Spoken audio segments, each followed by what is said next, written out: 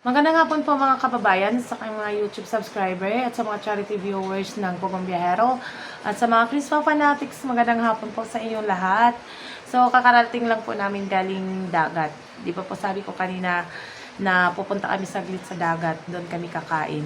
Nagsugba lang kami doon, tapos uwi agad kasi masama yung panahon. Ngayon nga, lakas ng ulan.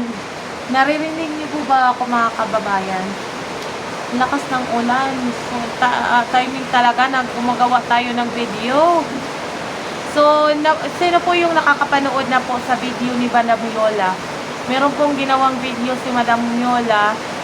Parang nagsasalita na siya doon kasi yung mga basher, sobrang-sobra na po. Di ba sabi ko po, yung mga basher yung nagpapalala ng sitwasyon.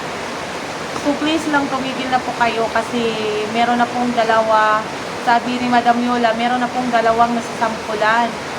Kung ayaw nyo masali at matulad sa dalawang masampulan, stop na yung pangbabash. Kung ayaw nyo sa dalawa, ayaw nyo sa Pugong Biyahero, ayaw nyo kay Krishna, so wag na lang kayong manood, iwas na lang po kayo para wala ng gulo. So alam ko po yung makakasuhan ka dahil doon sa kasi alam ko po, meron po akong kung magkano yung multa doon, magkano yung babayaran mo kung magkakasala ka ng cyber libel case sa pagpo-post. Yan po. So mag-ingat po tayo kasi meron na pong nasasampulan na dalawa. So meron pa silang pinapa-NBI, yung isang group chat na nang i-scam, nanghihingi ng mga donasyon na wala namang napupunta doon kay Sir Paul, doon sa Pugong Biyahero vlog, wala namang napupunta doon lang sa gumagawa ng group na yon. So please lang itigil na po natin yan kasi wala tayong mapapalang maganda. So kung iniidolo nyo talaga po yung dalawa, susuportahan na lang po natin. Huwag na lang tayong gumagawa ng mga issue, dagdag ng mga kwento na nakakasira sa samahan ng dalawa. Kasi wala naman kayong magagawa. Sisikat na sisikat din yan yung mga iniidolo natin. Kahit anong bash nyo, anong gawin yung pangbaba sa kanila, mas lalo tuloy silang nakikilala sa social media. So, hayaan nyo na. Kung ayaw nyo talagang manood doon, sabi pa ni Madam Yola, kung wala naman kayong may ambag, so tumahimik na lang kayo. Kung ayaw nyo naman sa kanila, di wag na lang kayong gumawa ng mga eksena or comment doon na below the belt. Grabe na kasi yung mga nila doon, yung mga comment ng mga basher. Yung iba, sabi, mabangga daw si Sir Paul. Basta ang dami-dami. Hindi maganda. Basahin ba? Parang madidepress ka pag hindi ka marunong mag-adjust.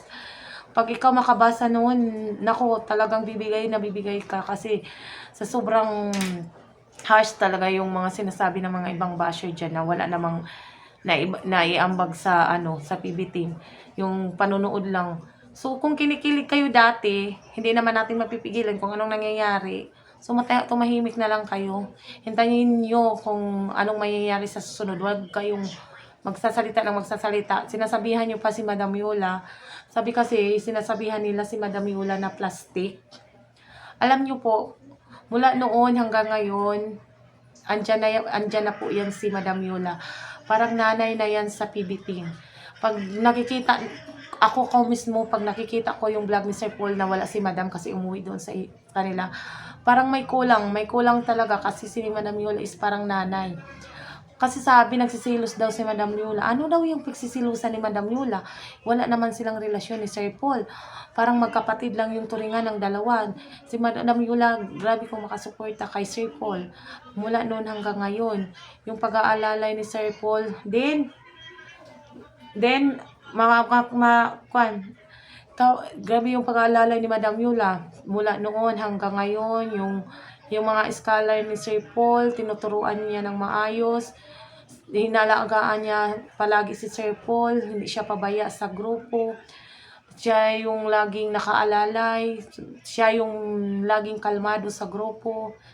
So parang may kulang pag wala si Madam Yola sa kanilang samahan kasi nasanay na ako, lalo na ako, nasanay na ako. Parang sabi ko nga po, maraming salamat Madam na bumalik ka na ulit sa kanang PB House kasi pag wala ka po sa PB House parang may kulang, may something kasi si Madam maasikaso sa sa bahay, nagluluto, tinuturuan sila ni Krishna, sila yung mga scholar doon sa sila Gerald, sila Mia, sila Maylin, sila Rush bago pumunta sa Maynila. Tinuturuan talaga ni Madam para hindi mapahiya yung mga bata ba, mapapahiya yung magpapaaral sa kanila. Kasi doon pa lang sa sila tinitirahan nila ni Madam, tinitrain na nila yung mga scholar para pagpunta doon hindi na sila mabigla ba kasi iba naman yung gamit nila doon sa bukid kaysa gamit natin dito sa sa town. So, yung kung yung natuturo ni Madam, so ang laking ambag yan sa sa Pugong Biyahero, lalong-lalo na sa mga scholar. Tapos sasabihan nyo na plastic si Madam. So, nagpakatotoo lang po si Madam. Pag nasasaktan talaga si Sir Paul, masasaktan din po siya kasi siya yung kasama-kasama ni Sir Paul. Alam niya kung anong nangyayari sa buhay ni Sir Paul. Kaya huwag kayong magsasabi na plastic si Madam, tapos nagsisilos daw, papansin sa grupo, kahit ano-ano na lang yung sinasabi. Yung iba, nagsisilos daw si Madam kay Krishna. Paano nga po magsisilos si Madam kay Krishna? Si Krishna nga, tinuturuan pa yan ni Madam Close nga yan. Yung iba kasi sinasabi na bossy daw si Madam kasi nga po Madam siya ng grupo. Hindi. Parang tawagan na lang po yan sa kanilang mga sa kanilang grupo.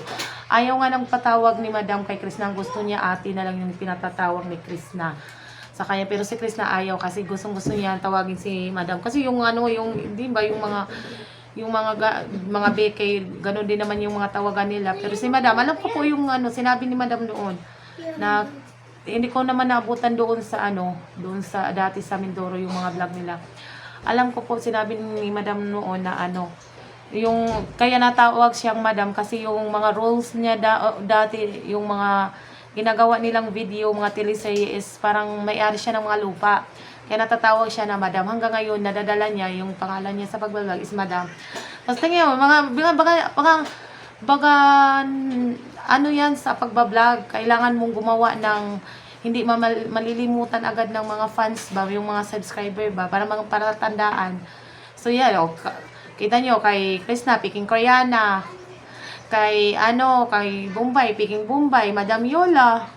Yan lang yun, walang nang ibang wala nang ibang tawag doon, ibig sabihin kasi yung iba parang lider-lideran daw si Madam sa grupo. Hindi. Ang bait kaya ni Madam. Siya yung nanay. Parang totoong nanay po sa grupo. Sabi ko, nagmi-message po talaga ako ni Madam. Madam, cool. Pag wala ka po, parang hindi kompleto yung PB team. Parang may kulang. So, hayaan muna natin kung pagpunta nila Sir Paul, hindi natin siya nakita. Diba? Kasi iba naman yung sitwasyon ni Madam, ibang sitwasyon ni Sir Paul. Pero sinabi naman ni Madam, nakakausap na sila ng Krishna. Kung ano man yung nangyari doon, close na natin. Huwag na tayo magko-comment yung mga basa. Itigil nyo yan, baka makasuhan kayo. Ang laki pa naman ng magpiyansa pa kayo, magbabayad pa kayo sa kung kayo matalo, kukuha pa kayo ng attorney. Ang laking gastos. Basta wag nyo na lang subukan. Nako, akala nyo gawa-gawa lang yung mga kasong yun. Hindi. Totoo po yun. Alam ko po yun. Meron nang nasampulan dito sa amin. So, tumigil na po kayo sa kakabash nyo. Wala kayong magagawa. Andyan na yung dalawa. Sikat na yan sila. Yung totoo naman yung sinasabi ni Madam na yung PB team is matagal na po. Yung talaga nila is charity vlogger. So, additional lang po yung pagdating ni Krishna sa buhay ni Sir Paul. So, dagdag na lang po sa yung saya sa grupo. Kasi na-inlove na yung Sir PJ natin sa katagalan na niyang pagbablog. Parang naisipan na siguro niyang mag-settle down kasi natulungan na niya yung mga kapatid niya. Nagpakatatay na po siya sa kanilang pamilya. Mga kapatid niya, natulungan niya na yung mga gulang niya. Napapaaral na niya yung mga kapatid niya. So, parang parang time na siguro na si Sir Paul ay mapasaya yung sarili, kaya siya nakahanap na siguro ng masayang ano, masayang pag-iibigan.